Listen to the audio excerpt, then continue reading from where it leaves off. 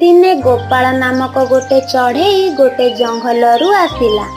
ସେ ଜଙ୍ଗଲ ସାରା ବୁଲି ବୁଲି ଜଙ୍ଗଲ ଦେଖୁଥାଏ। କିଛି ସମୟ ପରେ ସେ ଥକି ଯାଇ ଗୋଟିଏ ଗଛ ଉପରେ ବସେ। ସେଇ ସମୟରେ ଗୋଟେ ପକ୍ଷୀ ସେଠାକୁ ଆସି କହିଲା, ତମେ କିଏ? ତମେ ଏଠାକୁ ଆସି କ'ଣ ପାଇଁ ବସିଛ? ଏଇଟା ମୋ ଘର। ତମେ ଏଠାରୁ ଯାଇକି ଆଉ କୋଉଠି ବସ। ତମ ଗଛ ଉପରେ ବସି ପଡ଼ିଲି ବୋଲି ତମେ ଏମିତି କ'ଣ ହଉଛ? ତମେ ମତେ ଜାଣିନ। ତମେ ଆମ ଜଙ୍ଗଲକୁ ଆସ, ମୁଁ ତମକୁ 20ଟି ଗଛ ଉପହାରରେ ଦେବି। ତମେ ଏମିତି କିଏ କି? ତମେ କୋଉ ଜଙ୍ଗଲରୁ ଆସିଛ? ତମେ ମତେ 20ଟି ଗଛ ଉପହାରରେ ଦେଇଦବ? ତମେ ମତେ ଜାଣିନ। ମୁଁ ଯୋଉ ଜଙ୍ଗଲରେ ରହୁଥିଲି ସେ ଜଙ୍ଗଲର ରାଜା ମୁଁ। ମୋ ଜଙ୍ଗଲ ବହୁତ ବଡ଼।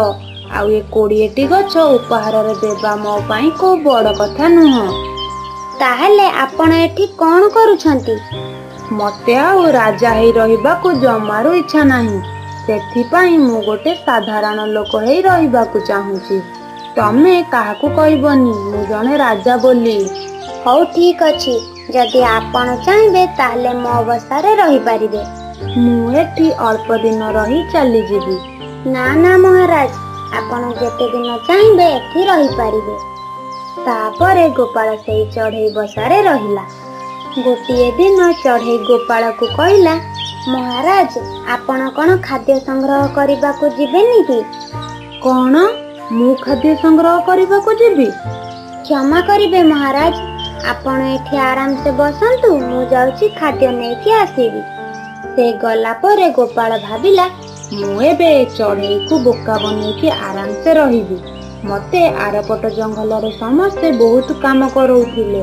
ଏବେ ମୁଁ ଏ ମିଛ କାହାଣୀ ଦ୍ୱାରା ଆରାମସେ ଏଠି ରହିବି। ଏହା ଭାବି ଭାବି ଗୋପାଳ ଆରାମସେ ଶୋଇପଡ଼ିଲା। ସେପଟେ ସେ ଚଢ଼େଇ ବୁଲି ବୁଲି ଜଙ୍ଗଲ ସାରା କୁହେ କି ତା ଘରେ ରାଜା ଅଛନ୍ତି ବୋଲି।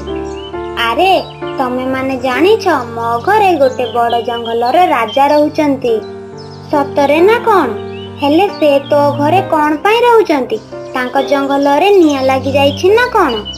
ଆରେ ନାଇଁ ନାଇଁ, ସେ ଆମ ଜଙ୍ଗଲକୁ ବୁଲିବାକୁ ଆସିଛନ୍ତି। ସେ କହିଛନ୍ତି ଗଲାବେଳେ ମତେ ତାଙ୍କ ସହ ନେଇଯିବେ ବୋଲି।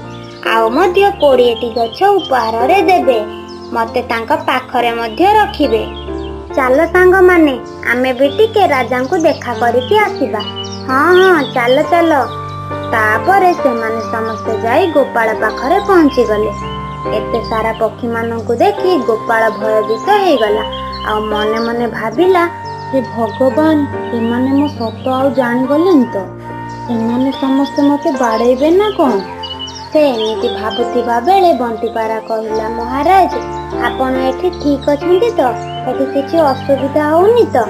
ଯଦି ଆପଣଙ୍କର କିଛି ଅସୁବିଧା ହବ ତାହେଲେ ଆପଣ ଆମମାନଙ୍କୁ କହିବେ।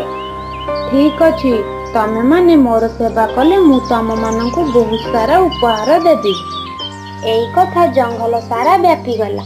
ତାପରେ ଜଙ୍ଗଲର ସବୁ ପକ୍ଷୀ ଆସି ଗୋପାଳର ସେବା କରିବାକୁ ଲାଗିଲେ। ଗୋପାଳ ଏମିତି ମିଛ କଥା କହି ଆରାମସେ ରହିବାକୁ ଲାଗିଲା। ଆରେ ବା, ଏମିତି ସୁଖ ଜୀବନ ଆଉ କୋଉଠି ମିଳିବ ମତେ? ମୁଁ ଆଜିଠୁ ଏଇଠି ହିଁ ରହିବି। ଏମିତି କିଛି ଦିନ ବିତିଗଲା। ଦିନେ ଗୋଟେ ଚଢ଼େଇ କାନରେ ଏସବୁ କଥା ପଡ଼ିଲା। ସେ ବି ଗୋପାଳକୁ ବହୁତ ଆଗରୁ ଜାଣିଥିଲା। ଆରେ ବା, ମୁଁ ବି ରାଜାଙ୍କର ସେବା କରିବାକୁ ଚାହୁଁଛି। ମୁଁ ବି ଉପହାର ପାଇବାକୁ ଚାହୁଁଛି। ଏହା କହି ସେ ଗୋପାଳ ପାଖକୁ ଯିବାକୁ ଲାଗିଲା। ସେ ଗୋପାଳ ପାଖରେ ପହଞ୍ଚି ତାକୁ ଦେଖି ଭାବିଲା, ଆରେ, ଇଏ ତ ଗୋପାଳ ପରି ଦେଖାଯାଉଛି।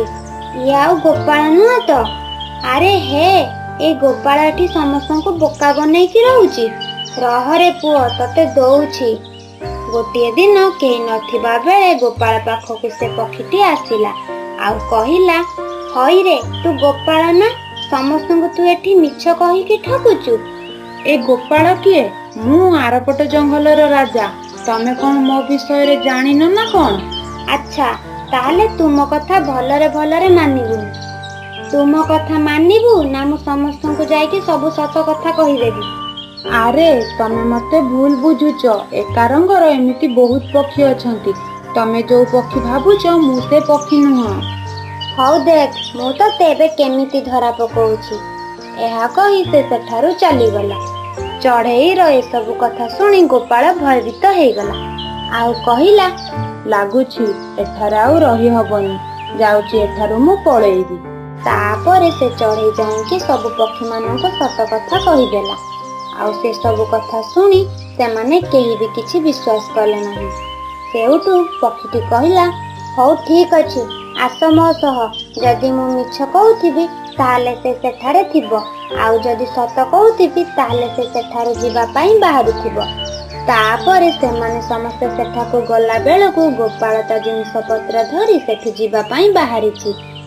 ଆମେ ୟା କଥା ବିଶ୍ୱାସ କରୁନଥିଲୁ, କିନ୍ତୁ ତୋର ପଳେଇ ଯିବା ଦେଖି ଆମେ ସବୁ ବୁଝିଗଲୁ।